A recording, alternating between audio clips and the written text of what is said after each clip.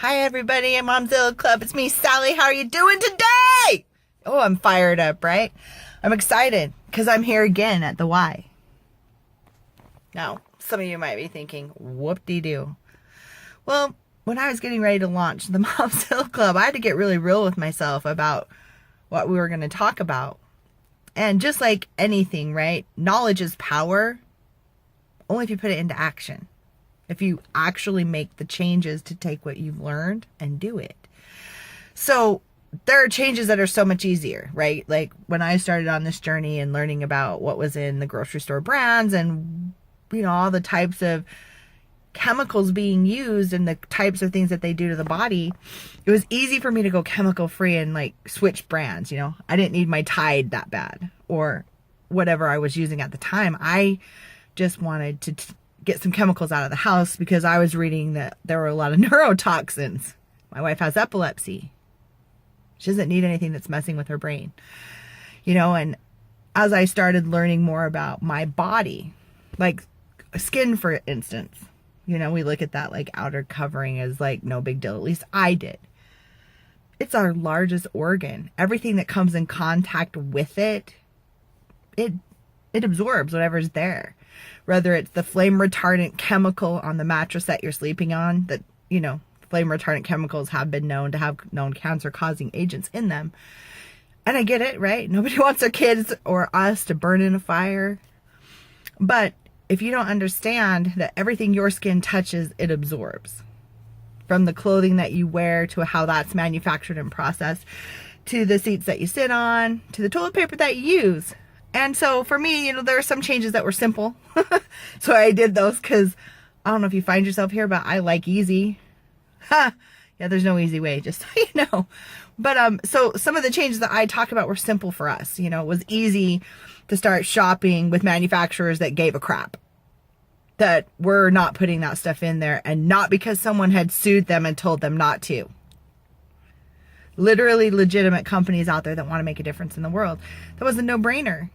It was easy for me to make that switch.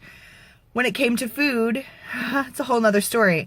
And I talk a lot about mindset and how important that is to really be clear about the stories you're telling yourself, what's going on up there, and is that true or not, and where did you learn that, right?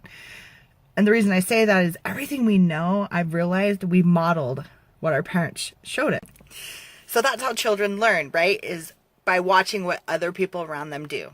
And this is so clear to me now that I have two under the age of 2 and I have time to be home and actually raise my children instead of paying someone else to do it like I did with my first 3. But my son watches his sister, who's only 10 months older than him, and does everything that she does. And then I watch her sister and do everything that she does. And then sister watches mom, right? Like, we model. And once you know that about yourself, then you can start to make some changes. Well, food. I have some modeling behavior that I learned from my mother, which is when the shit, excuse my French, hits the fan, food will always get you. I can remember her being so angry at my dad and going to the store and buying 2 boxes of ice cream Snickers. One for the family because we were 6 and there was a box of 6, and one that was only mom's. And that was gone before dad ever got home, right?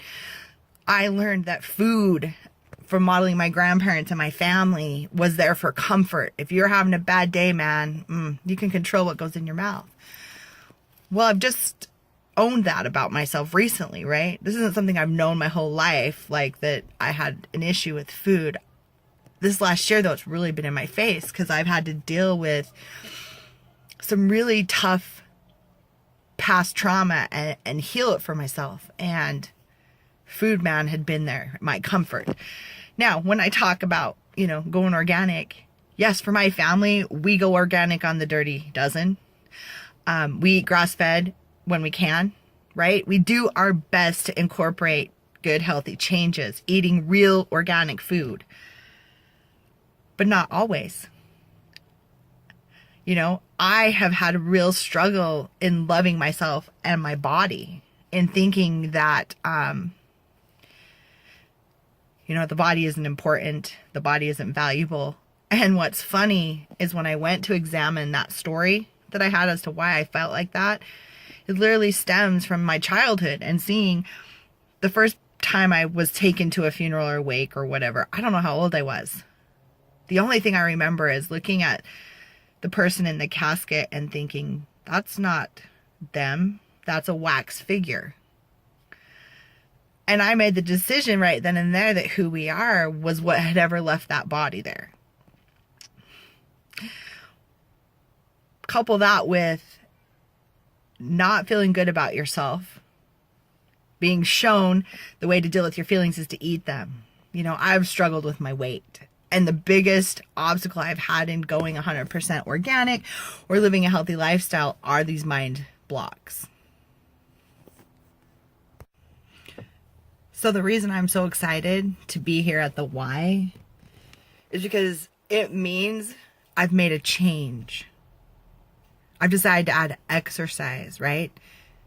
I've decided to find another way to deal with my emotions. And what I learned a couple years ago when I was in the best shape of my life, thanks to a very dear friend of mine, and you know who you are, I learned that my body loves it.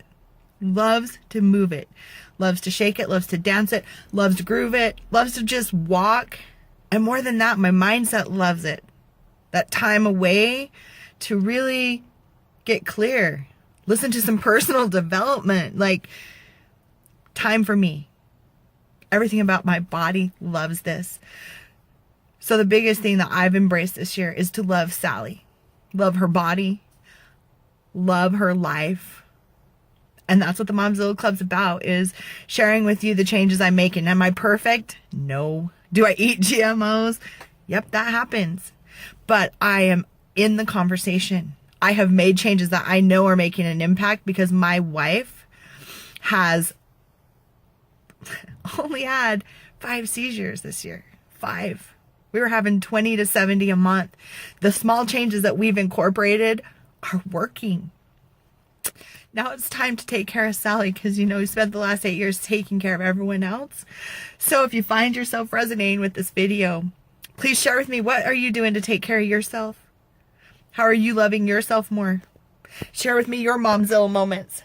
And together, we'll take back our lives, right? So anyways, peace. Just wanted to share what was on my heart today as I came in here. I'm to the gym. Super proud of where I'm at, and I hope that you guys have an amazing day. You know, if you'd like, keep following us. I'm gonna give out more tips on ways you can improve your health, little changes that you can do.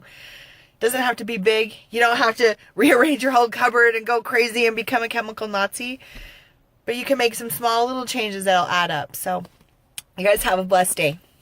I'll see you on the next video.